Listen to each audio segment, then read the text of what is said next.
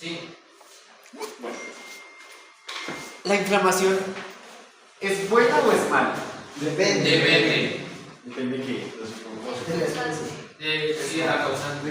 Pues sí es buena porque pues, se supone que retiene, lo hace para retener, digamos, algún agente patológico Extraño. extraño, ¿sí? Del organismo. Pero pues ya en un proceso más avanzado, pues malo. ¿Cuándo podría ser mala, por ejemplo? Cuando ya es una inflamación crónica. Sí. Cuando también son inflamaciones que se causan, digamos, con ningún, o sea, sin Cuando surge de la nada, ¿no? sí, cuando... Pues hay sí, inflamaciones o sea, que es una surgen por heridas respuesta- o pues, cosas externas, pero hay inflamaciones que no saben ni de la nada. Se digamos, como- producen. Pero ¿las inflamaciones surgen de la nada? No. Tienen un mecanismo de acción. Ajá. Digamos que a veces se activa el mecanismo, pero no para retener algún agente patológico ni nada de eso, sino que es una molécula o algo externo, el cuerpo la reconoce como externo, como un agente patológico, entonces ¿Podría un animal vivir sin sistema inmune, sin inflamación? No. ¿Y qué pasaría? No, no se Pues que puede. no tenga respuesta. cualquier cosa lo mataría. No tendría defensa del cuerpo. Exacto. ¿Qué es lo que pasa con personas o animales inmunosuprimidos? Se pueden morir de cualquier cosa que no representa un peligro para otros individuos. Listo. ¿Alguno de ustedes sabe latín? Of course, ¿saben? Of course. Profe, yo sabía leer la palabra de Dios como Dios es latín.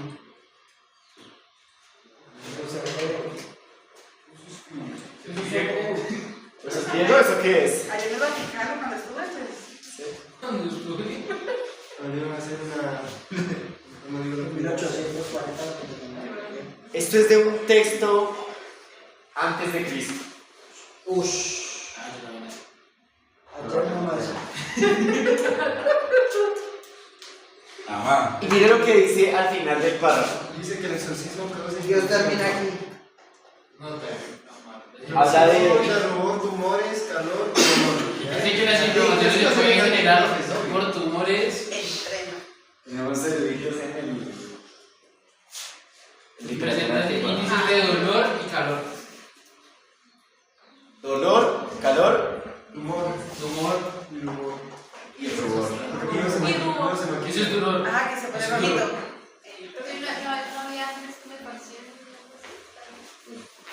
Entonces, Antes de este señor,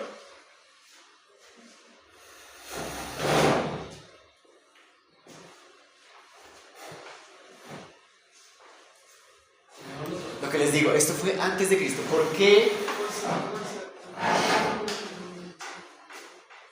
se describía la inflamación con estas 4 características? Que era lo Principalmente visible. se veía. Era lo visible. Era lo que se veía, ¿cierto? ¿A qué hacían referencia con rubor? Rojo. Rojo. Ajá, rojos. enrojecimiento, exacto. A tumor, Una masa. Una masa. aumento del tamaño. No necesariamente una masa, una neoplasia, sino aumento de tamaño. Tumor. Calor, Necesita caliente. Aumento de La temperatura. cuando algo se inflama, aumenta de temperatura. ¿Y dolor? Lo que Es porque la genera. persona lo decía. La persona lo dice. Porque me duele. Listo. Entonces ahora avancemos un poquito más allá de acuerdo a lo que ustedes conocen. ¿Por qué en una inflamación hay rubor? O sea, porque se pone la circulación. Sí, ¿por qué se pone rojo? Porque hay una circulación. Por la dilatación, por la dilatación, sí. Ok. Porque debe haber diapedesis dentro de los vasos sanguíneos para que las células inflamatorias salgan al lugar de que está siendo afectado. Entonces, pues hay una vasodilatación pues, para que el endotelio permita pues, esa apertura y salga. ¿Sí? ¿Sí estás entendiendo? Profe. ¿Por qué hay rubor? ¿Rubor? Dijimos que se pone rojo. ¿Por qué se pone rojo? Porque hay más sangre llegando al sitio. Vasodilatación. ¿Y para qué hay vasodilatación? Porque si por ejemplo hubo una infección ahí, necesitamos más células inflamatorias que lleguen al sitio. Hace la criterio, para que las células lleguen. Y necesitamos también reparar, y parte de la reparación es que las células se empiecen a multiplicar más rápido. Y si se multiplican más rápido, ¿qué necesitamos? Más oxígeno, más nutrientes. Todo eso permite la vasodilatación. Listo. Ahora, tumor. ¿Por qué hay tumor? Porque pues sale porque se vuelve más permeable el endotelio, entonces pues pasa a el intersticio. Que sale del intersticio. Todo lo contenido dentro del vaso sanguíneo. Ajá. Pero lo que más aumenta el tamaño inicialmente es el líquido. El líquido, sí. Pues porque sale el líquido del vaso sanguíneo, o sea, del espacio intravascular, el espacio. Extracelulares. No, tiene extra. Específicamente el agua que está en la sangre es extracelular.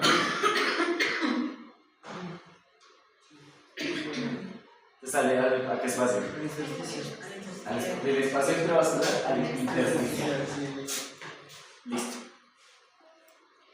¿Y para qué sale el líquido hacia el espacio intersticial?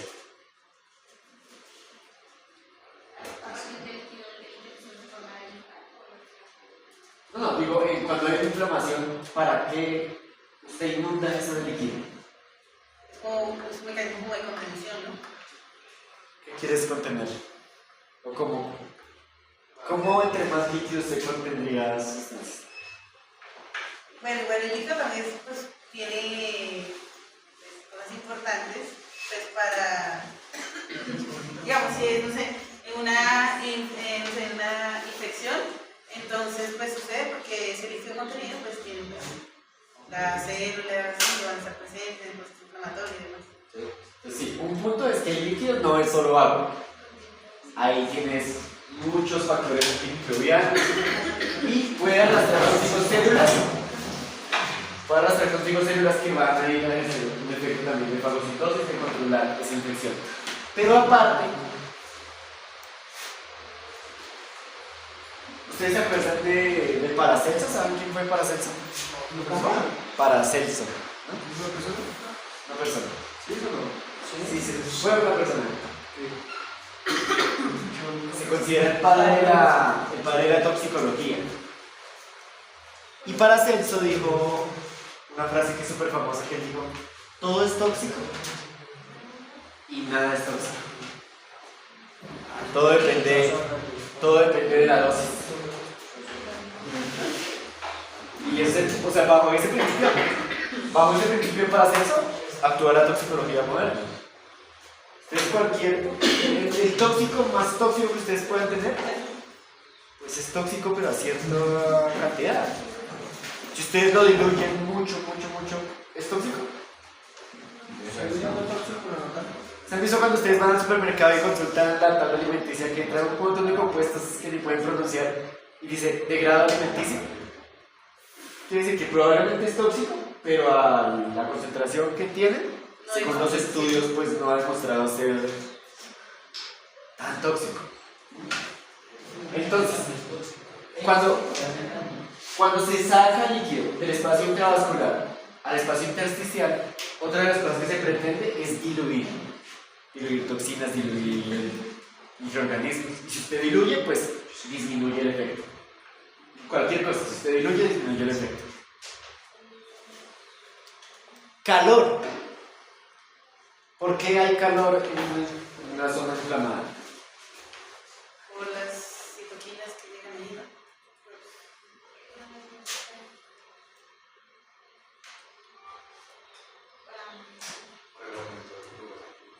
Más que todo por el aumento del flujo sanguíneo. Y ahora, ¿para qué usted quiere calor en esa zona? Para tratar de eliminar porque se está molestando. ¿Cómo? O sea, ¿qué haría el calor? Desintegrarlas. ¿Tiene más calor que?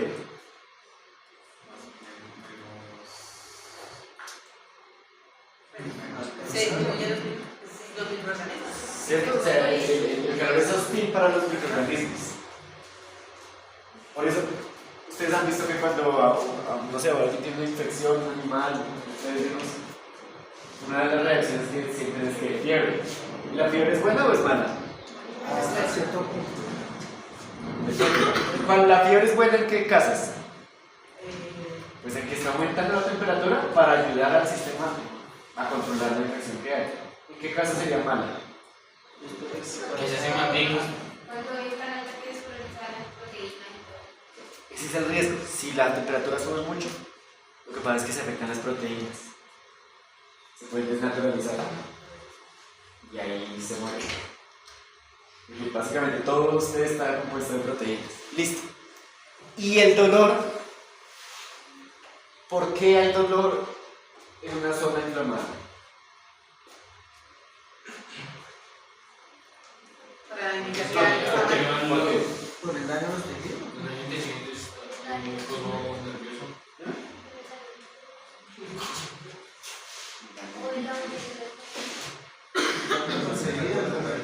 Para indicar que algo está mal. O sea, la pregunta es ¿qué está causando el dolor? ¿Cómo se está causando el dolor? Porque bueno, por el sistema nervioso. ¿Qué le está haciendo usted al sistema nervioso? Dándole que a los señales. No, porque es que no hay gente que manda el láser sobre que ¿Cómo así? es que me manda nervioso y le manda todo el O sea, del sistema nervioso central allá a la piel, ¿o sí? ¿Lo que entiendo? ¿Lo creo? De repente. Pongamos, yo me escucho aquí. Sí. Tengo nervios. Entonces, esas señales de los corrientes nerviosas para volver ¿Se acuerdan de las neuronas sensoriales? De Exactamente. señalización aferente. En este caso, ¿usted cuál estimularía? Las aferentes, las que van hacia el sistema nervioso central. Especialmente, bueno, hay muchos receptores, pero los receptores de dolor, ¿se acuerdan cómo se llaman? Nociceptores. Entonces, si usted tiene un tejido en el que está aumentando la presión con líquido y está liberando citoquinas, eso va a estimular esas neuronas aferentes y va a causar dolor. Entonces, eso es como ocurre. Ahora, ¿para qué ocurre el dolor? ¿Tiene alguna función? Para indicar que está pasando. ¿El dolor es bueno o es malo? Dependiendo. Pues, por ejemplo, ¿Cuándo es bueno el dolor? si no hubiera dolor, pues si él no sintiera, él podría seguirse dañando eso, ¿no? Claro, o sea, usted pone la mano en la estufa si usted no siente dolor. Pero vas a ver que está mal. No vas a ver que Se va está a afectar. dañando. De hecho, usted quita la mano antes de siquiera procesar el sistema nervioso central. Listo. Entonces es importantísimo el dolor para evitar la lesión. ¿Cuándo sería malo el dolor? Por ejemplo, cuando se perpetúa en el tiempo sin una razón clara.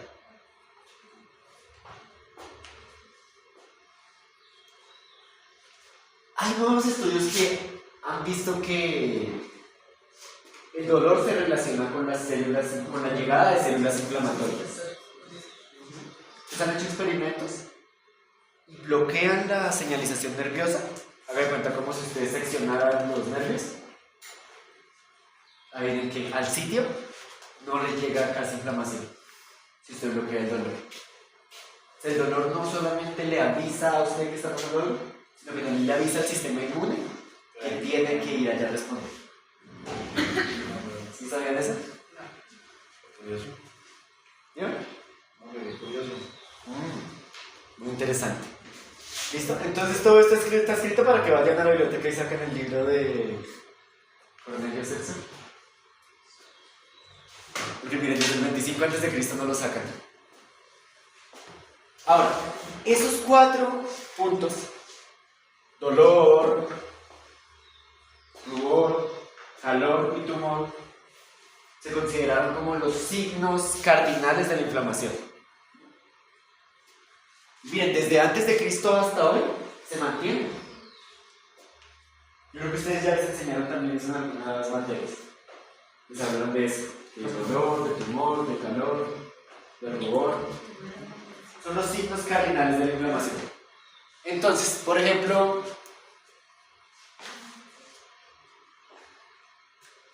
las personas a las que se les les inflaman las piernas, por ejemplo, o algo así.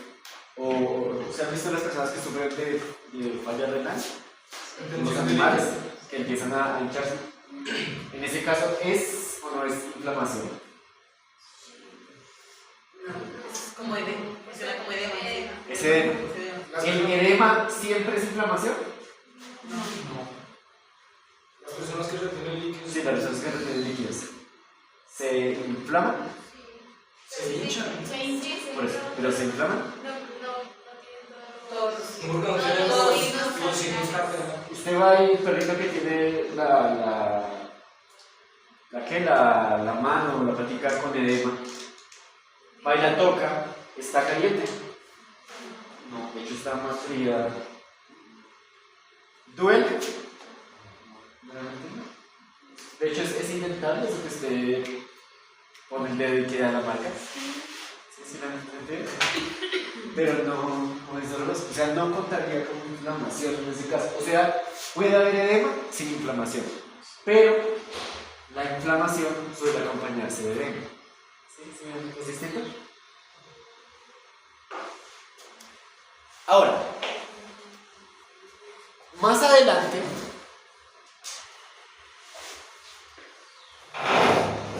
por allá en los años 1800,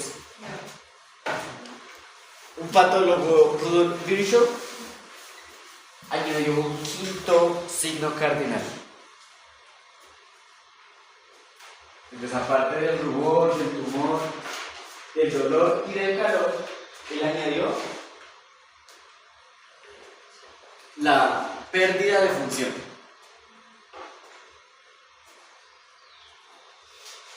Si usted tiene un hígado inflamado,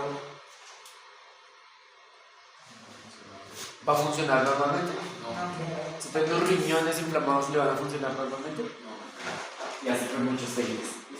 Pues, hoy se considera que no son 4 sino 5 los signos cardinales de la inflamación. ¿Sí ven? Que la inflamación está sostenida acá por 4 señores, que son entonces calor, rubor, tumor, dolor y pérdida de función.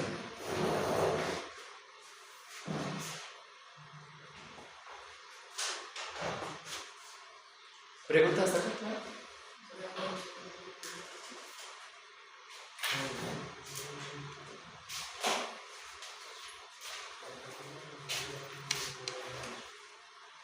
Pero miren que la inflamación como tal ya se conocía hace muchos años. Cerca del año 1600 a.C. es como el primer reporte que se conoce de que alguien describiera la inflamación, la conociera como tal. Y ya pues lo que les dije, más o menos el año 25 a.C., en Italia se describen los 4 signos cardinales de la inflamación. Pero miren lo interesante, por allá para el año 1790 se describe la inflamación como algo benéfico. Era lo que hablábamos ahorita. O sea, la inflamación es mala, pues depende, pero sí podemos hablar que la inflamación es necesaria. Es importantísima en la vida. Bueno, después ya para 1800 se observó la inflamación al microscopio. ¿Se acuerdan que ustedes la observaron hace la clase pasada, la semana pasada? Describieron la fagocitosis, que esas células inflamatorias podían introducir dentro de su citoplasma los patógenos, los elementos que estén por fuera. Y lo que les decía, ya para 1800, Rudolf Virchow añadió un quinto signo de la inflamación. Pero ya después fueron desarrollándose más conceptos de cómo ocurrían esos signos cardinales. Entonces después fueron descubriendo qué mediadores estaban involucrados en el rubor, en el dolor. Hoy en día ya prácticamente se entiende mucho mejor eso. Por ejemplo, la histamina. ¿Han escuchado hablar de la histamina? ¿Eso qué? ¿Qué función tiene?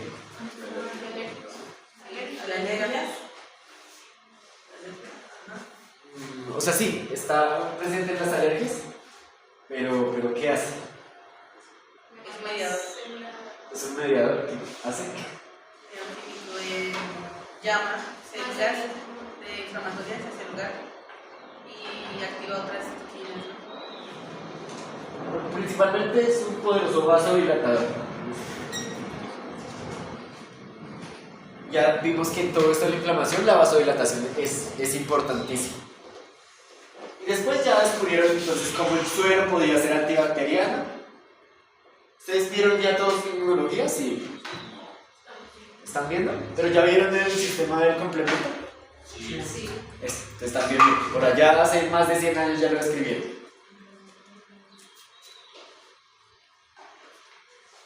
Ahora, cuando hay una inflamación, por ejemplo en este caso tenemos una piel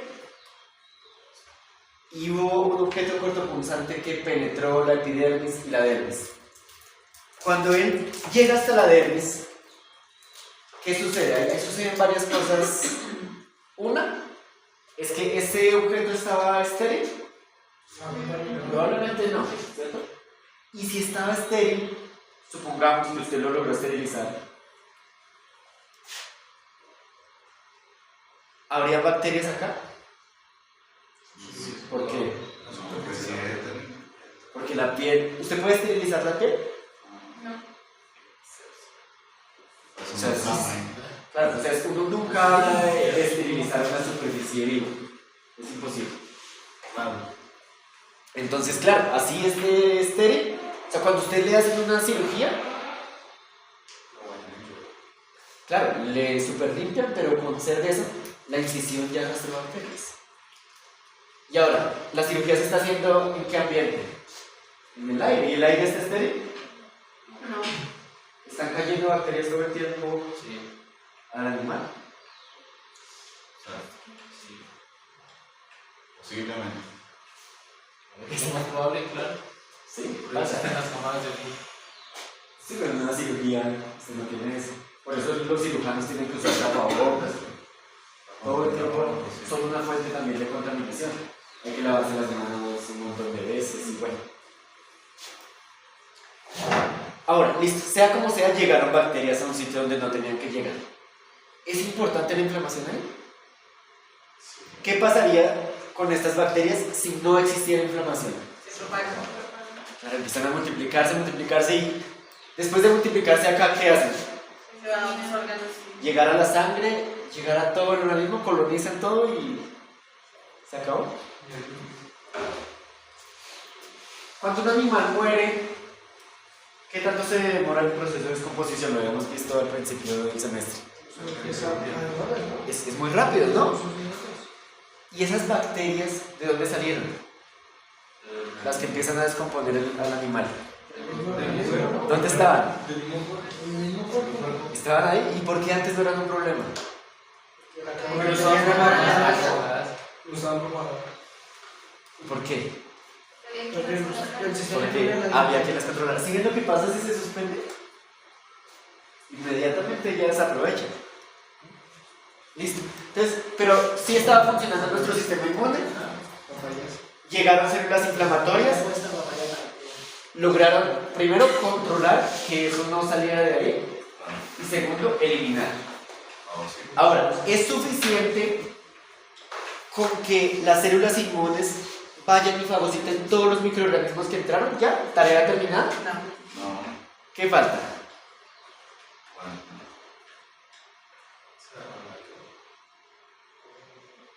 Falta reparar. Porque hasta el momento listo, no hay infección, pero la lesión sigue. Y eso es otro componente importantísimo que a veces no se tiene en cuenta, y es que la reparación requiere inflamación. Si no hay inflamación, ¿podría haber reparación? Estas células que están acá normalmente se están replicando a una alta tasa. Sí, bueno, las de acá, las del tejido conectivo, por ejemplo, algo así. O sea, se están replicando, pero a una tasa basal. ¿Qué pasa cuando hay que reparar? Se le da la señalización de que tiene que aumentar su proliferación. Por eso llegan más nutrientes, por eso llega más oxígeno.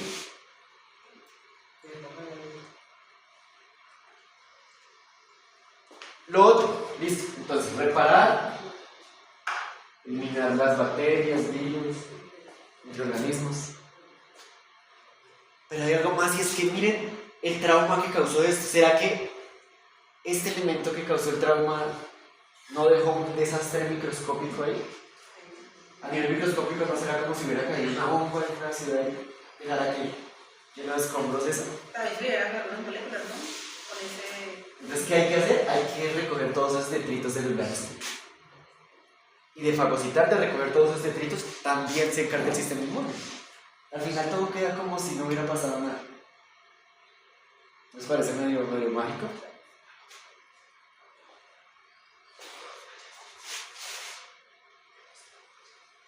Entonces, hasta acá estamos viendo que la inflamación es genial, ¿no? Elimina patógenos, repara, es espectacular. Pero ahora vamos a ver cuando no es tan chévere. Veamos, por ejemplo, ¿se acuerdan de la isquemia reperfusión? Cuando había un bloqueo, una isquemia y se liberaba, ¿qué pasaba? ¿Eso solucionaba todo? No, se liberaban radicales. Aquí se empeoraba, ¿cierto? Radicales libres y llegaban ¿quiénes? ¿Qué células? Sí, los ROS, pero ¿quiénes las producían? Los ROS. ¿Se acuerdan que llegaban los neutrófilos? Cuando hay isquemia de reperfusión llegan muchos neutrófilos y parte de la defensa de esos neutrófilos es por medio de especies reactivas de oxígeno. Ellos pueden producirlas para matar bacterias. Entonces, en este caso de la isquemia de reperfusión, ¿la inflamación es buena? No tanto, ¿cierto? Ahora, hablemos por ejemplo a nivel pulmonar. ¿Se acuerdan cuando este espacio alveolar se llenaba de líquido? ¿Cómo se llamaba? ¿Cómo se llama? Edema pulmonar. ¿Y qué podía causar ese edema pulmonar? Que se llenara de líquido.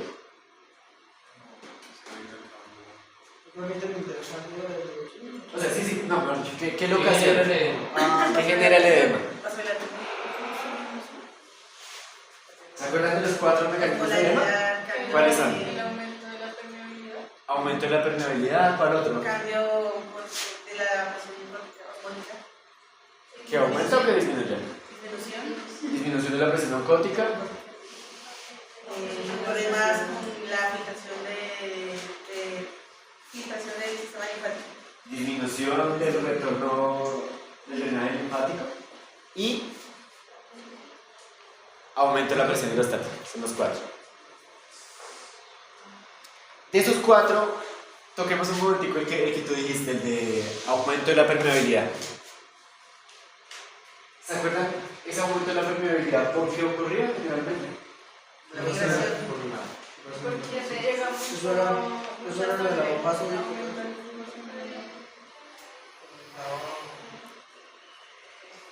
Por la migración, ¿no? ¿Migración de qué? Con la migración de sustancias. De las células.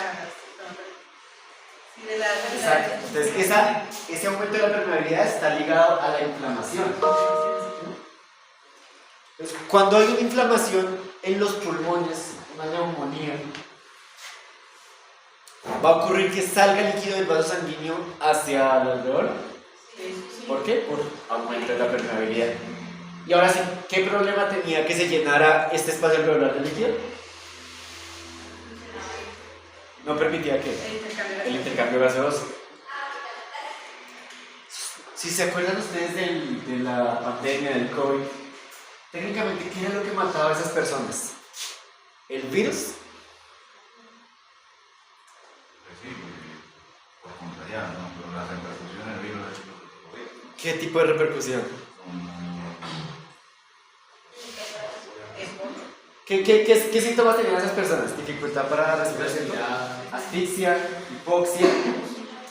¿Y por qué había hipoxia? Claro, porque se generaba una tormenta inflamatoria, una tormenta de citoquinas, una inflamación severa a nivel pulmonar que dificultaba el intercambio gaseoso. Entonces ni siquiera a la final era el virus el que mataba a la persona, sino su propia inflamación, luchando contra el virus. ¿En ese caso la inflamación era buena o...?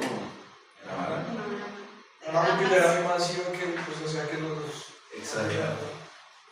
¿Cierto? Ahora, miremos todavía un caso más tenaz. Cuando el sistema inmune decide que no va a atacar a los organismos, sino lo que va a atacar es su propio cuerpo. Las enfermedades autoinmunes. Tenemos aquí un casito de pélvico. El sistema inmune está atacando la propia piel de este perrito. ¿Le podemos decir a este perrito que la inflamación es buena? No. Pues para él al menos no es buena. O al menos en este caso concreto. El sistema inmune es muy poderoso, es demasiado poderoso. Yo creo que es de los sistemas más poderosos que ustedes tienen en el cuerpo, en un animal. Pero al ser tan poderoso, es un peligro, ¿no? ¿Se han visto en las películas cuando hay alguien que tiene todos los poderes y se vuelve malo? Cuando Superman se vuelve malo. Esa no me la vi. Yo soy de Marvel. ¿Están viendo la serie Smallville? Pero Marvel. Smallville de Clark Kent. Cuando sacas el tema. Hace así de frío. Sí, Ahora, en los capítulos en que Clark Kent se vuelve malo es porque tiene muchos poderes. Lo mismo pasa con la inflamación. Genial cuando está defendiéndolos a ustedes. Genial cuando está ayudándoles a reparar. Pero si se vuelve en contra de ustedes, puede llegar a dejarlos sin caminar, ciegos, sin tiroides, muy común sobre todo en las mujeres, las tiroiditis autoinmunes. Y así los inflamatorios se encargan de destruir la tiroides. Y así con muchos órganos. Y al ser algo interno es un problema, es muy difícil de controlar. Cada vez en animales ustedes se van a enfrentar más a este tipo, seguramente cuando salgan ya profesionales, se van a enfrentar más a este tipo de enfermedades autoinmunes. Son muy complejas de manejar, precisamente por eso.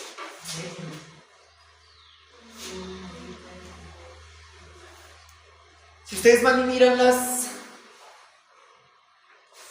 distintas infecciones en animales o distintas patologías, casi que podemos decir que todas cursan con un componente inflamatorio. Nómbreme una enfermedad en la que el sistema inmune no tenga nada que ver.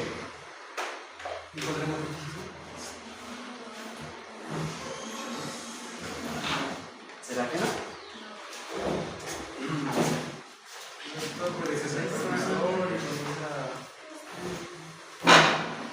Problemas cardíacos. No, regularmente no sucede ahí.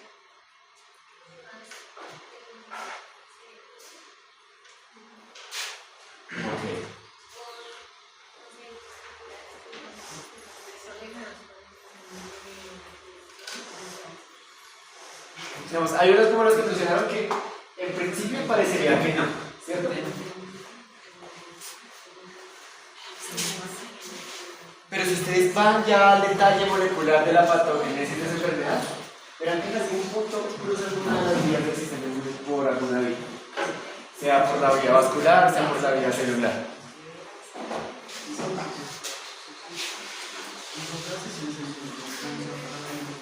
Ahora, la inflamación tiene cambios locales, tiene cambios regionales, como los que ya vimos, ¿se acuerdan? Tumor, calor, dolor. Esos son cambios que ocurren donde está ocurriendo la inflamación. Pero también hay unos cambios sistémicos. Cuando ustedes, por ejemplo, no sé, tienen una amigdalitis, una neumonía, se supone que la cosa es a nivel pulmonar, a nivel faríngeo, pero porque les da fiebre. ¿Sí? Como la inflamación siempre se conecta con algo sistémico, rara vez está desconectada. ¿O cómo explican ustedes que cuando tengan esa gripa no tengan ganas de levantarse de la cama?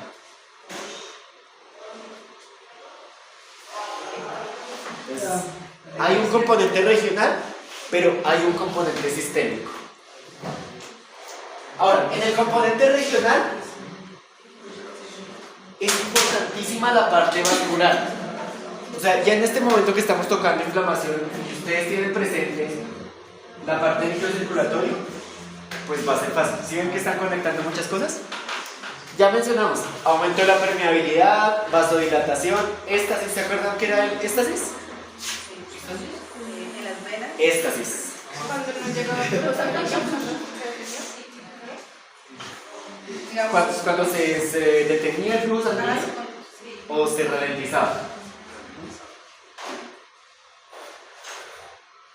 Cuando ustedes tienen la inflamación en local, ¿ahí hay éstasis?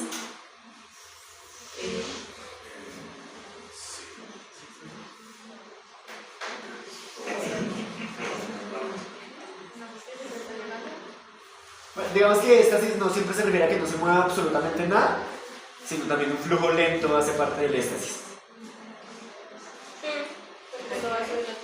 Pensemos en una cosa. Ustedes dijeron que del vaso sanguíneo salía líquido hacia el tejido, ¿cierto? Y si sale líquido del vaso sanguíneo hacia el tejido, ¿no queda la sangre más espesa? ¿Y eso no va a hacer que fluya más despacio? Por eso ya está. Ahora, también hay un componente celular. Llegan muchas células inflamatorias a ese sitio.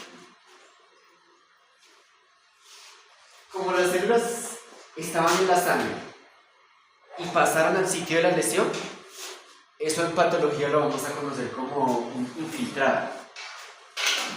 Uno siempre se refiere con esa palabra, infiltrado inflamatorio. Se refiere a las células que están presentes en el tejido que provenían de la sangre. Entonces sean neutrófilos, sean linfocitos. Cambios sistémicos. Bueno, aquí hay una palabra, yo no sé si ustedes la conocen. ¿Saben lo que significa la palabra leucocitosis?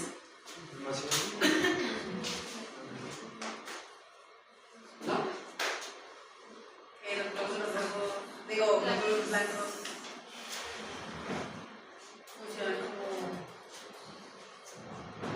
Se me olvidó el nombre. Olvídalo.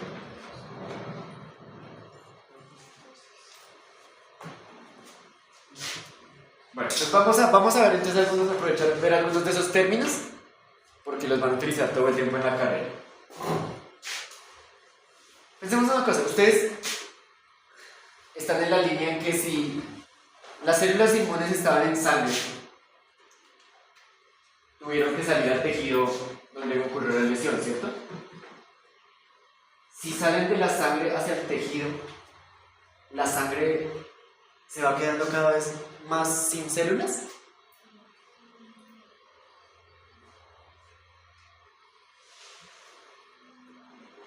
Otra vez. O sea, a ver,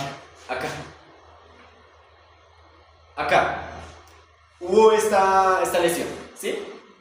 Y miren lo que empezó a pasar. Células de la sangre, células glóbulos blancos, por ejemplo, empezaron a salir, a migrar, a salirse del vaso sanguíneo y llegar al sitio donde ocurrió la lesión.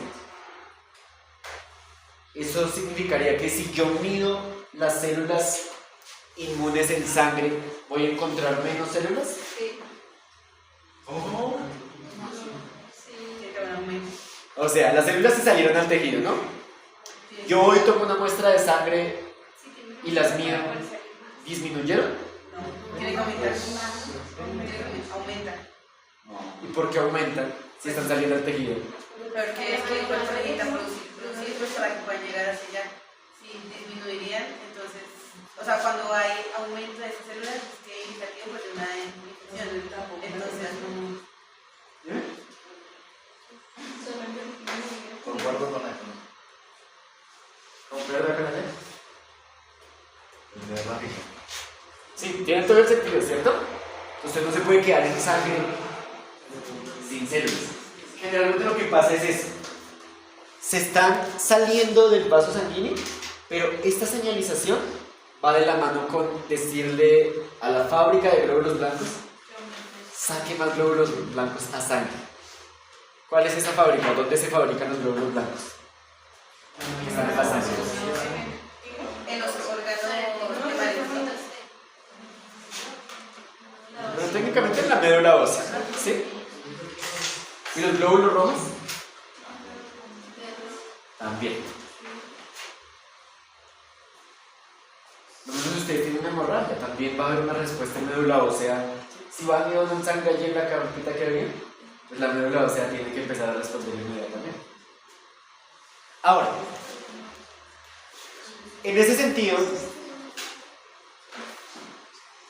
yo puedo medir la cantidad de células inflamatorias que hay en sangre. Sí, ¿cierto? Se hace todos los días en clínica. Esto es súper rutina. Medir la cantidad de células inflamatorias. Y hay unos rangos. Entonces se supone que el mínimo debe ser acá, el máximo acá. Entonces, estos nombres hacen referencia a si está fuera de esos rangos. ¿Sí? Entonces, los glóbulos blancos se llaman, en su conjunto, cuando hablamos de glóbulos blancos, se llaman leucocitos. Y si los leucocitos están por encima de su nivel normal en sangre, se llama leucocitosis.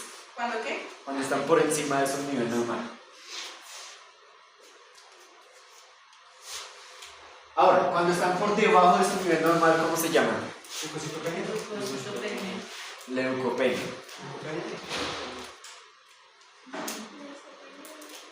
Leucocitosis, leucopenia. Eso en cuanto a glóbulos blancos en general. Pero también usted puede entrar a ver cada uno. Por ejemplo, si resulta que son los linfocitos los que están aumentados en sangre, ¿cómo se llamaría? Linfocitosis. Linfocitosis. ¿Y si son los linfocitos los que están disminuidos en sangre? Linfopenia.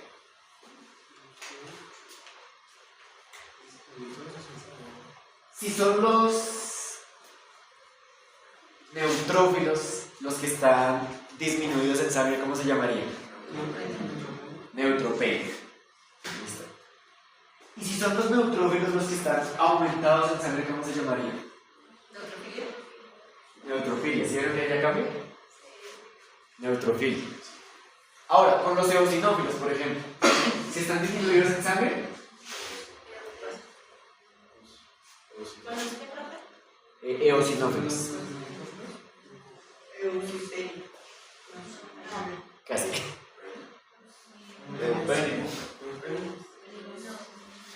¿De cuál es el? Eosinófilos, altos o bajos, ¿cómo se llamaría?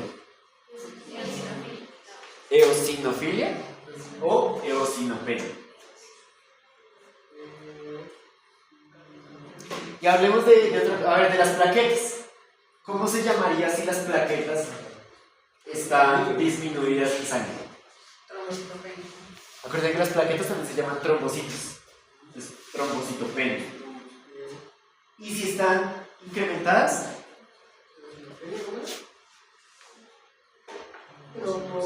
Trombocitosis. Trombocitopenia o trombocitosis. Bueno, y si son los glóbulos rojos, ¿cómo se llama cuando usted va a medir los glóbulos rojos y están bajos en sangre?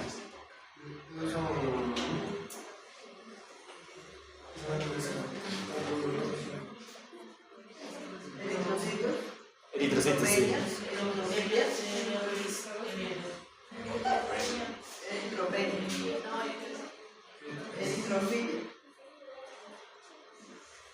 Se llama anemia.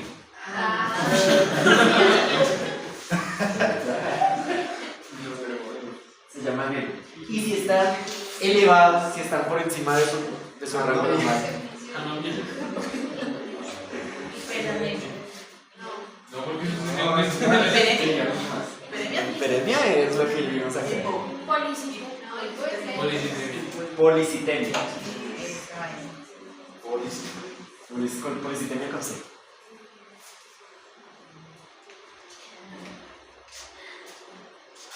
Es importante que tengan en cuenta esos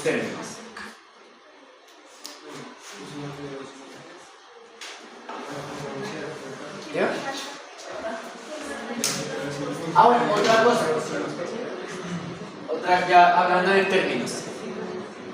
Y ya que estamos en esta parte de inflamación, cuando nosotros hablamos de inflamación, siempre agregamos el sufijo itis. Por ejemplo, la inflamación de los oídos, otitis.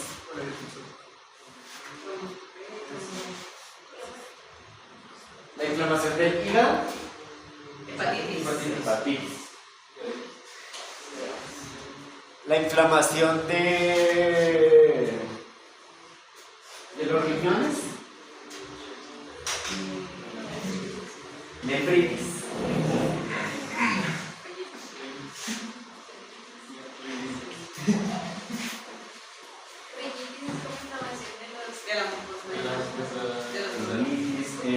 A ver, ¿cuál más? De la piel.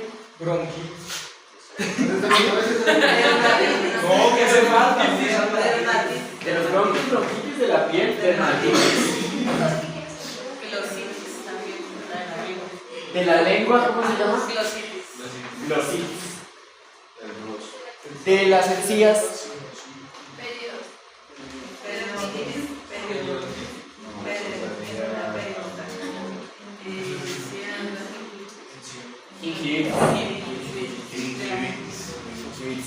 Y de la cavidad oral.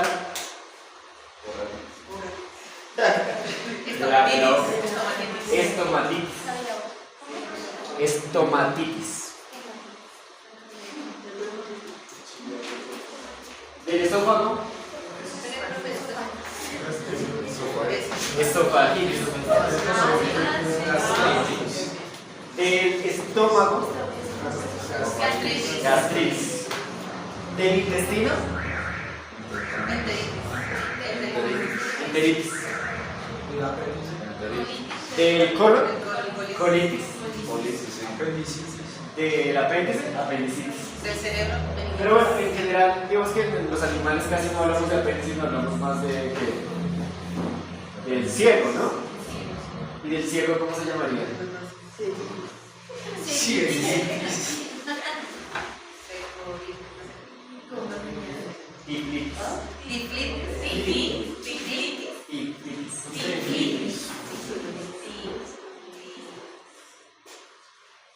Del encéfalo,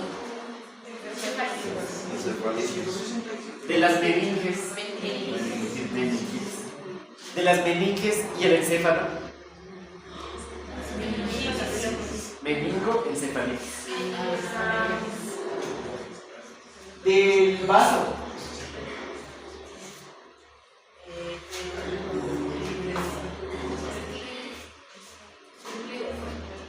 esplenitis, de los testículos, orquitis, de los oviductos, oviducto,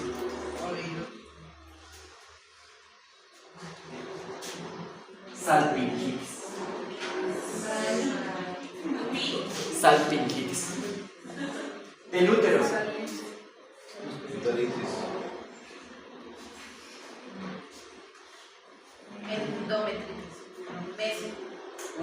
metritis, de la glándula mamaria, mastitis, de la cavidad peritoneal, peritonitis, y de la cavidad torácica,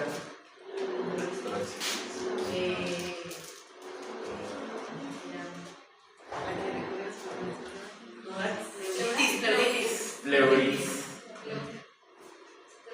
del corazón, depende de donde sea. Si es en la capa más interna del corazón, ¿cómo se llamaría? Endocarditis. Si es en la capa muscular, miocarditis. Y si es en la capa externa, pericarditis. Si es de los huesos,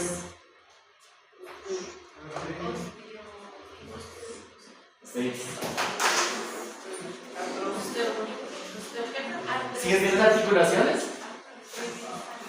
artritis. Cuando uno usa ese osis, se refiere más a degeneración, más que un proceso inflamatorio, un proceso degenerativo. Artrosis. Diferente. Nefrosis. Luego, de los labios. ¿De qué? Los labios. Uy, nefaritis. No. ¿Blefaritis? Es el de acá. De los párpados. De los párpados, sí. Blefaritis de los párpados.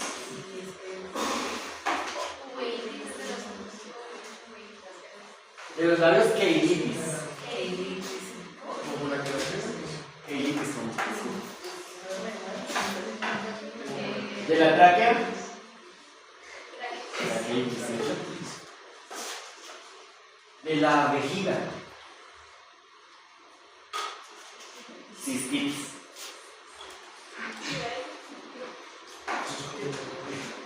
Fácil, ¿no? ¿Cuál nos falta? Los principales. Bueno. Si son glándulas, en general no hablaría de adenitis. Pero si son ganglios linfáticos, ¿uno de qué habla?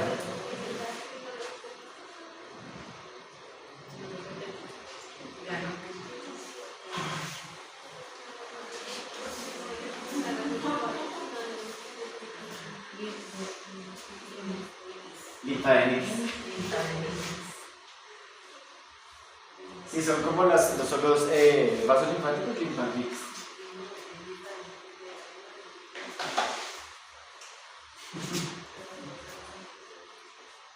Creo que con esas términos ya sé que no se me ocurrió.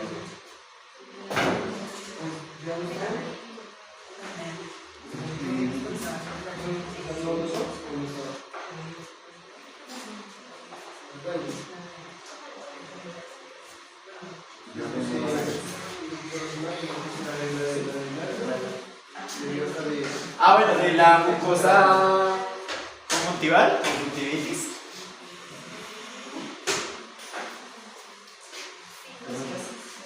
De los senos paranasales, sinusitis.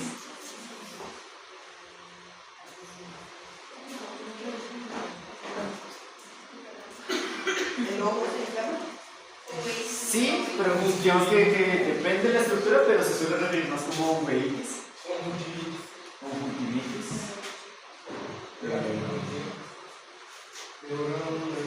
Creo que con eso ya se le quedó. De pronto me iré acordando de más a lo largo de la clase. Listo. Sí, me acordé de otra cosa. Otros términos que también son importantes que sepan. ¿Cómo se llama cuando un órgano está aumentado de tamaño?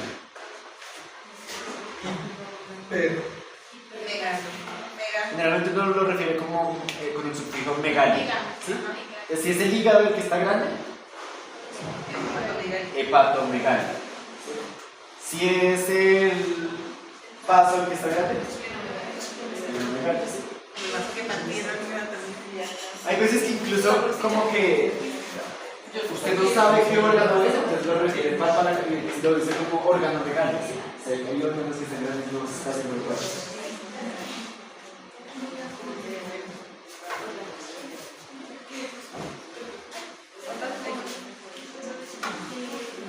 Es un prefijo Megali es sufijo. Igual que itis, sufijo.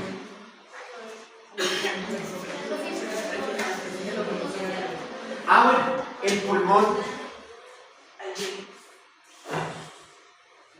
Bronquitis. Bueno, si son los bronquios, si está restringida a los bronquios, bronquitis. Pero en general nunca habla de pulmonitis, ¿cierto? Neumonitis. Tampoco, ¿cierto? Realmente no hablas de neumonía. Bueno, también en algunos idiomas o países hablan de pulmonía. ¿No? ¿No han escuchado? Sí. Es como lo mismo. No se usa acá, pero técnicamente se refiere como a lo mismo. Neumonía.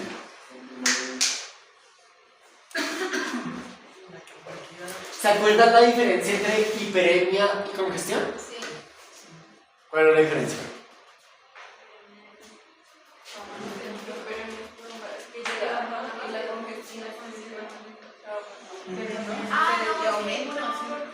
¿Qué tienen en común la hiperemia y la congestión? Que disminuye. En común.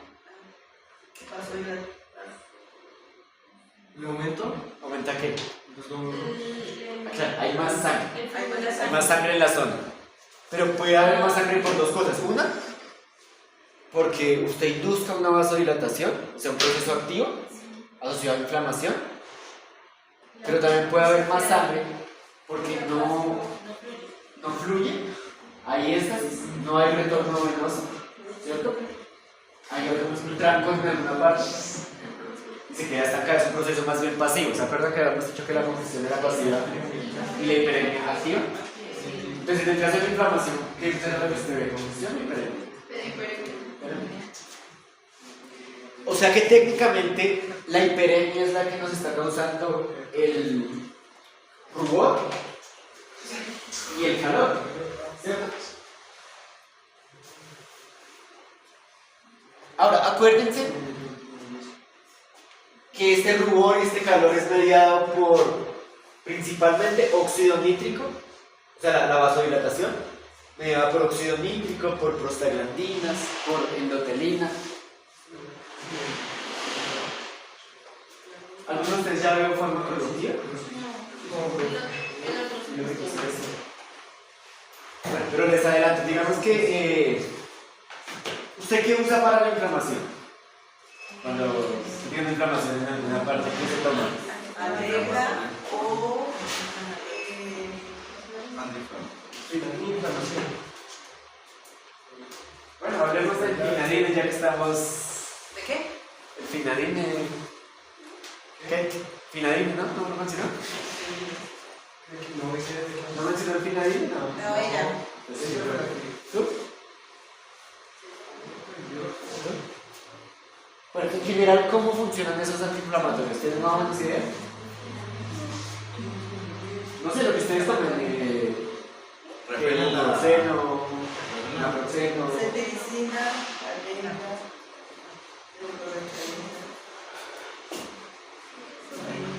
ibuprofeno. ¿Cómo funcionan en general esos antiinflamatorios? Meloxicam. ¿Cómo sabe el medicamento que usted se tomó? ¿Dónde le doy? No, yo sí inhiben receptores. Porque y hay una alerta, mueve la porque sangre. una alerta dice, ¿Será? Ah, pues viaja por sangre, entonces donde esté, digamos, la acción o la inflamación, pues hace el trabajo ahí, pero igual recorre todo el organismo, todo el cuerpo, que viaja por sangre. Uno a veces viaja por sangre, entonces llega a todo De lado. puerta en puerta, profe, preguntando si todo ahí no está. Pero ¿será que él es específico y solo actúa donde está inflamado? No, en todo el Actúa en todo lado. Parte de la acción de esos antiinflamatorios es bloquear la vasodilatación, la hiperemia. Ellos inhiben unas enzimas que se llaman las ciclooxigenasas. Y las ciclooxigenasas hacen parte de una cascada que, entre otras cosas, va a producir prostaglandinas. Entonces, si usted toma uno de esos antiinflamatorios, no produce prostaglandinas, o sea, no hay vasodilatación. ¿Eso es bueno? Pues en la inflamación es bueno en el sentido de que efectivamente reduce la inflamación, porque se pierde la vasodilatación, ¿sí? Entonces usted perdería el rubor, perdería el tumor, ¿sí? Pierde la vasodilatación. Claro. Por eso es antiinflamatorio. Estamos bloqueando las vías de inflamación, ¿sí? Pero ¿qué problema tiene eso? Que estas prostaglandinas no actúan solamente en inflamación. Usted no solo vasodilata cuando tiene inflamación, usted vasodilata para que llegue sangre a muchos tejidos. Por eso se han visto que cuando se toman esos medicamentos le dicen a usted cuidado con el riñón, cuidado con el estómago. ¿Por qué? Porque son órganos que dependen de un adecuado flujo sanguíneo. Cuando usted toma eso, no le llega un adecuado flujo sanguíneo porque no hay prostaglandinas, porque no hay vasodilatación. La vasoconstricción que resulta de eso es la que genera la gastritis. profe, ¿qué diferencia entre una alergia y inflamación? Porque la alergia también produce inflamación, pero no toda inflamación es una alergia. que la alergia es un tipo de inflamación. ¿Sí? O sea, no todas las inflamaciones son alergia, pero una alergia sí desencadena una respuesta inflamatoria. O sea, la alergia... ¿Qué es la alergia? Su cuerpo está sensibilizado contra una sustancia. ¿Se acuerdan lo que veíamos del mastocito y de inmunoglobulina E, el alergeno? Cuando llega, el cuerpo va a pensar, bueno, llegó algo que toca atacar y desencadena una respuesta inflamatoria. O sea, sería lo mismo que si te atacara algún otro patógeno, en el sentido que va a desencadenar inflamación.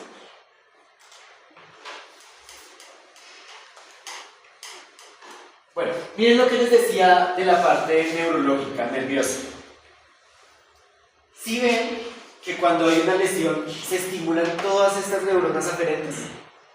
Pero lo que yo les decía, lo nuevo acá es que no solamente es aferente, sino que también esa estimulación neuronal genera una señalización para la llegada de células inflamatorias. Técnicamente podríamos hablar que tiene un componente diferente en ese sentido, en llevar una señal para producir un efecto.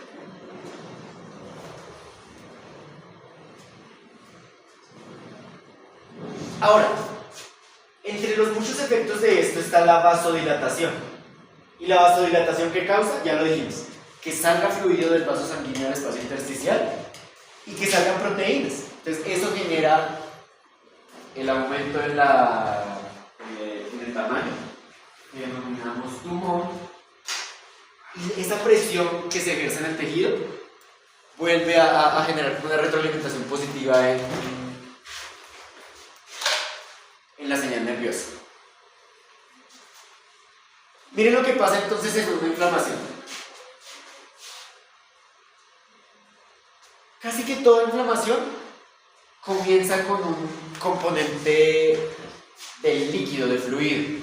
Entonces lo primero que va a pasar es que va a salir líquido al intersticio.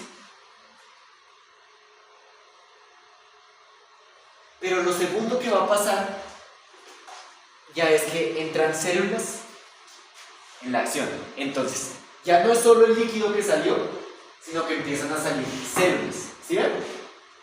Especialmente los primeros que salen en respuesta a una inflamación aguda son los neutrófilos. Son los que se están extravasando acá. Pero se acuerdan que con los neutrófilos también hay diapedesis de eritrocitos en ese proceso. Ya después salen otros componentes, como cuáles, macrófagos, linfocitos, incluso fibrina. ¿Se acuerdan para qué era importante la fibrina? De las plaquetas. Pero también se usa en inflamación. Así que la fibrina hace la diferencia, por ejemplo, en el resultado de un bovino y un equino con peritonitis. ¿Dónde es más grave? ¿Un bovino con peritonitis o un equino con peritonitis? ¿Cuál es más grave? Un equino. Toda la vida es de aquí. ¿Por qué? Por la longitud de... ¿Por qué? Pues, por la anatomía, el tamaño que tiene su organismo. Pero el problema es gigante si hablamos de tamaños. Pero Pues por eso es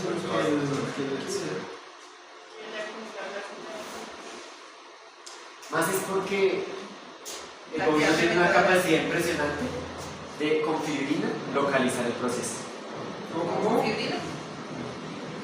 O sea, tiene más fibrina, más capacidad de formar fibrina. Claro, porque localiza, se encierra el proceso infeccioso y no deja que se pase a la cavidad peritoneal. De localizar el proceso. O sea, en equinos es raro ver una peritonitis localizada. En bovinos es muy común ver una peritonitis localizada. De hecho, en bovinos hay algo que se llama reticuloperitonitis traumática. ¿La han escuchado? Esa reticuloperitonitis traumática es que el animal, el bovino, se come una puntilla, algo cortopunzante, y eso ¿qué hace? Va al retículo y atraviesa la pared del retículo hacia la cavidad abdominal. ¿Y qué hay en el retículo? Pues un montón de bacterias porque es parte del sistema digestivo. Pero a veces, a pesar de esa perforación, no pasa nada. Se encapsula todo el proceso, se forma un montón de fibrina de respuesta inflamatoria, encapsula eso. Entonces, una peritonitis, pero localizada. Ahora, cuando se sale el líquido del vaso sanguíneo al espacio intersticial, él puede o no puede estar acompañado de células y de proteínas. Dependiendo la causa, dependiendo la extensión, dependiendo el tiempo. Inicialmente, básicamente va a ser un fluido que si usted lo colocara en un tarrito, en un frasco, prácticamente que es como translúcido, usted podría ver a través de él. Entonces es muy acuoso. Quiere decir que es bajo en proteínas y bajo en células. Prácticamente que no hay células, prácticamente que no hay casi proteínas. O sea, la mayoría es agua. Y eso se llama un trasudado.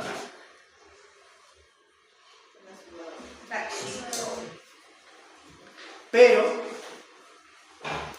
también hay procesos en los que el líquido que salió es muy rico en células, es muy rico en proteínas, y si usted lo observa en un frasquito, ya va a ser turbio, espeso, no va a poder ver con facilidad por detrás del líquido. Como las picaduras, cuando tiene una picadura, generalmente es el sudado, ¿sí? Y si ya era había infección, ya empieza el Exacto, estado ¿cierto? O por ejemplo, si hay una quemadura, ¿qué tipo de No, el líquido es... es muy translúcido, pero si es algo así infeccioso, tenaz. Entonces, hablamos de exudado si el líquido es rico en proteínas y en células. Normalmente, eso es otra prueba que siempre se hace. Ustedes tienen un animal con una acumulación de líquido, por ejemplo en la cavidad abdominal, en la cavidad torácica. Siempre se toma el líquido de ahí para llevar al laboratorio. ¿Se acuerdan cómo se llamaba el proceso con el que yo accedo a la cavidad para extraer el líquido? toracocentesis. Si es al tórax, toracocentesis. Y si es al abdomen, abdominocentesis. Entonces, tiene el animal líquido en la cavidad abdominal.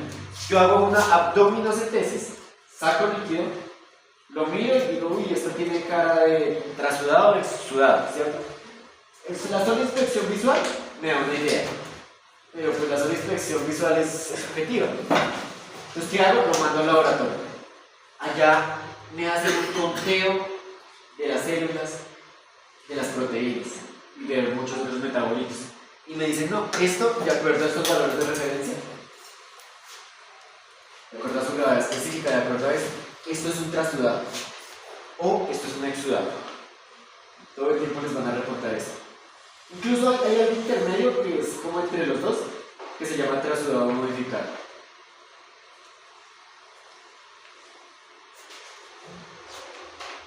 Les decía, muchos mediadores de vasodilatación, de incremento de la permeabilidad. Entonces, esto es básicamente para que en la casa los revisen con calma. De contracción del músculo liso, de quimiotaxis, de fiebre, de dolor, de daño tisular. Y en esta tablita es como lo mismo, pero explicando un poquito más, por ejemplo, quién fabrica la histamina, qué papel tienen las prostaglandinas, dónde actúan, los componentes del sistema de complemento.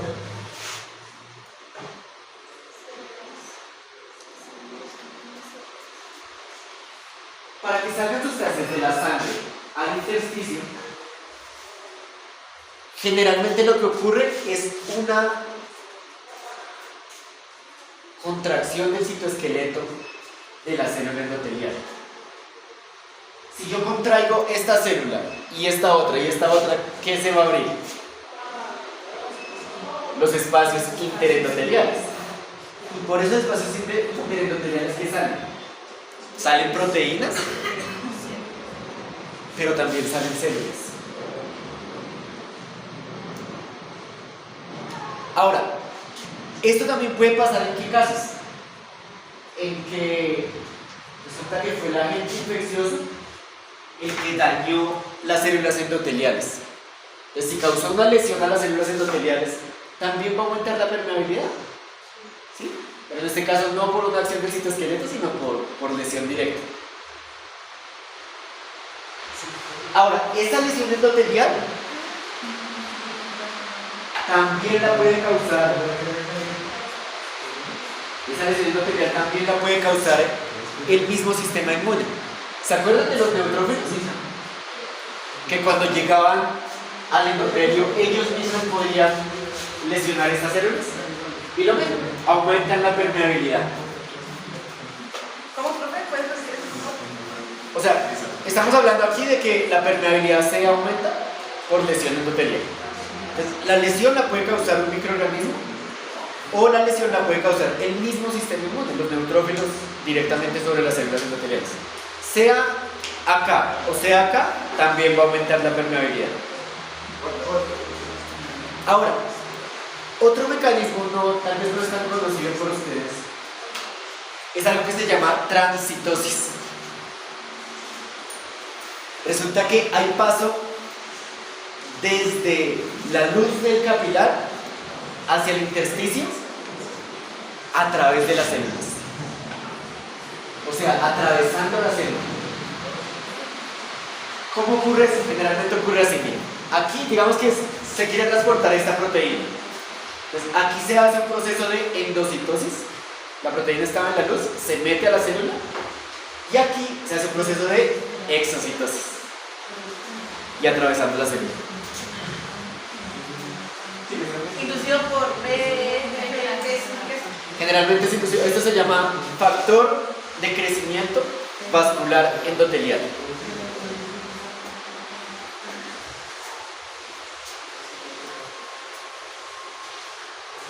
factor de crecimiento. O factor de crecimiento del endotelio vascular.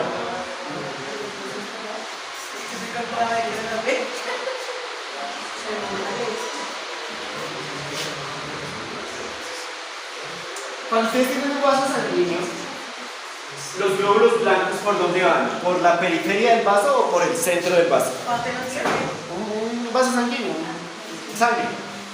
Hay glóbulos blancos y rojos. ¿Los blancos están hacia la periferia o hacia el centro? Hacia el centro.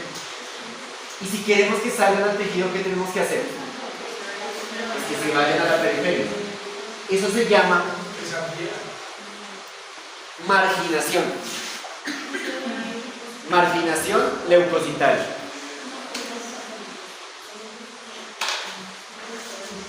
Listo, los marginamos, están a la periferia. Pero ellos van a una alta velocidad, van por sangre. Y por inercia, ¿qué van a tender a hacer? Pues a seguir derecho, que traen velocidad. Pues, ¿cuál es el truco?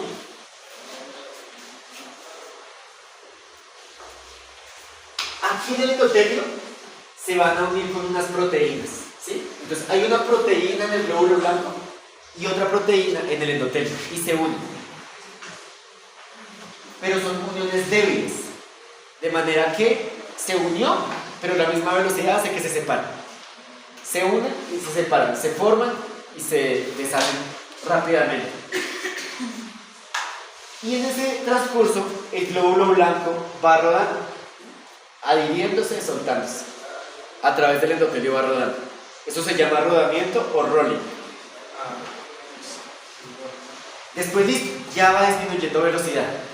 Entonces, después, ya cuando logra una adhesión, digamos que más estable, ahí ya esta célula inflamatoria se activa. Normalmente no está activada, se activa. Después de que se activa, digamos que eso es como de la mano, se activa y se adhiere todavía con más firmeza al endotelio. Posteriormente, ¿qué hace? Va cambiando de forma, se va haciendo más plana y se van abriendo las uniones interendoteliales para permitirle el paso. Esto se llama transmigración o diapedesis. Y salió del vaso sanguíneo y salió al espacio intersticial. Ahora, una vez salió al espacio intersticial, ¿qué va a hacer? Va a ir a donde está la bacteria, donde está el virus. ¿Y cómo lo hace? ¿Cómo hace para saber en qué lugar de todo el espacio intersticial tan inmenso está? No se generan unas moléculas. Exacto. ¿Se acuerdan? Los PRR, los receptores de reconocimiento de patrones, tienen. Y en este caso, ¿qué patrones va a reconocer? Los PAMs. Patrones moleculares asociados a patógenos. Sí, son virus, patógenos. ¿Cuáles son los PAMs? Pues, por ejemplo, ¿se acuerdan del ácido teicoico, del lipopolisacárido, de la pared celular de los hongos? Todos esos son moléculas muy conservadas que funcionan como patrones moleculares asociados a patógenos. Y lo que hacen ellos es seguir esa señalización por medio de gradientes. Hagan de cuenta como cuando un perrito está olfateando. Él lo hace por medio de gradiente, ¿no? ¿Cómo logra llegar a donde está el dueño del alimento? Pues porque se va intensificando la señal. Lo mismo acá. ¿Listos? Entonces, otra vez, de nuevo. Están los leucocitos en el centro. Lo primero, la marginación leucocitaria. ¿Listos? Después, ya una vez están hacia la periferia, el rodamiento con uniones que se crean y se rompen y va disminuyendo la velocidad. ¿Listo? Después se activan, ocurre la activación de ese, por ejemplo, el neutrófilo. ¿A qué lo va a llevar? Pues a que produzca más citoquinas proinflamatorias, a que se activen los procesos de formación de NETs, de radicales libres. ¿Se acuerdan de las NETs? Las trampas extracelulares. Ahora, después de que se activó, los receptores que eran de baja afinidad empiezan a pasar a ser de alta afinidad. ¿Y qué permiten? Que se haga una adhesión estable, ya no tan inestable como venía pasando en el rodamiento, sino ahora estable. Ahora, una vez ocurrió esta unión estable entre el glóbulo blanco y el endotelio, ahora él se empieza a deformar. ¿Sí ven? Se empieza a aplanar. Empieza a cambiar de forma por su citoesqueleto y logra pasar a través de estas uniones interendoteliales. Del espacio intravascular al intersticio y va y busca el patógeno. ¿Sí? Esa es básicamente la... ¿Ustedes tienen las diapositivas? Eso es básicamente se llama la cascada de adhesión leucocitaria. Cascada de adhesión. Los leucocitos. Lo que les digo, los primeros en llegar son los neutrófilos. ¿Sí? Miren acá algunas de las proteínas que se utilizan. Por ejemplo, en esa adhesión del leucocito al endotelio lo que se utilizan son selectinas. Entonces, por ejemplo, estas P y E están en el endotelio y la L-selectina, L de leucocito, pues está en el glóbulo blanco. Y ellas se adhieren. Los frenan, ¿no? Claro, los frenan y después los ayudan a migrar. Miren esta imagen tan bonita. Está la sangre y a la periferia de la sangre, ¿quiénes están? Los leucocitos, los neutrófilos. Incluso, mire que alcanzaron a captar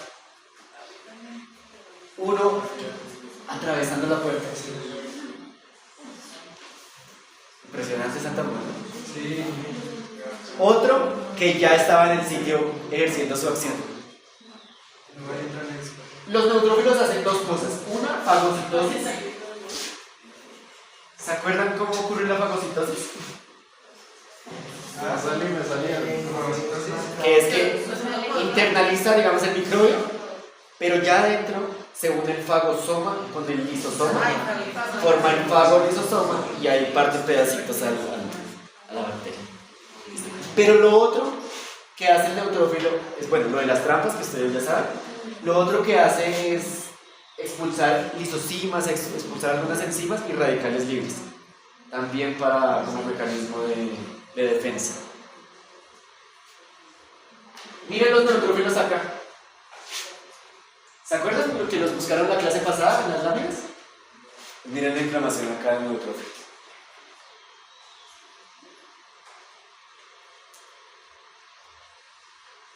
Les dejo esta tablita para que en la casa repasen la función de cada una. Ustedes ya vieron todas estas células en su inmunología, ¿no? Entonces solo para que la repasen, vean qué tamaño tiene. Está desde lo más chiquitico, que es un glóbulo rojo sin núcleo,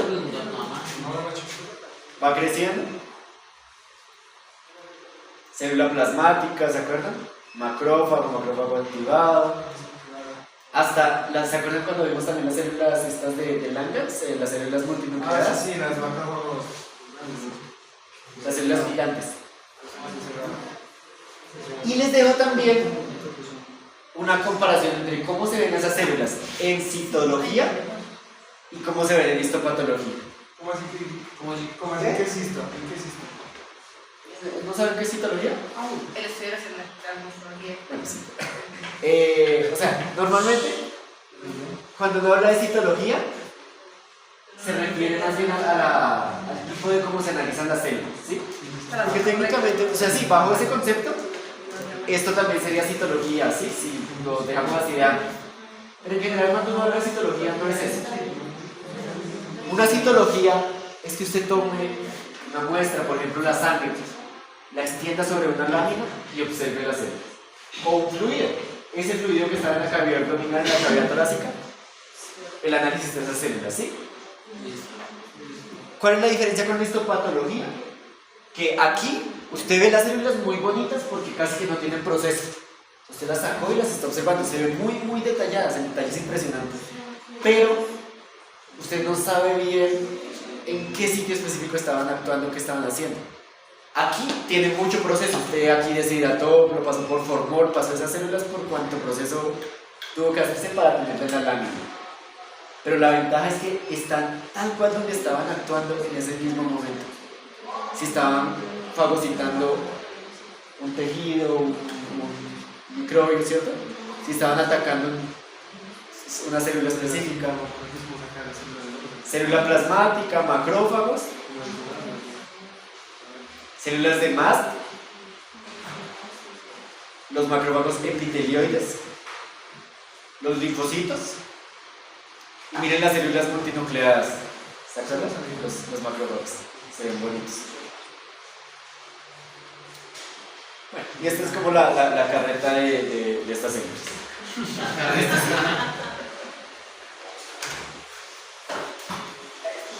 Bueno, yo creo que dejemos ahí.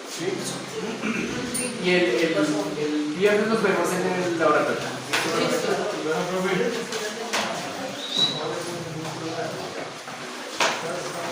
Gracias.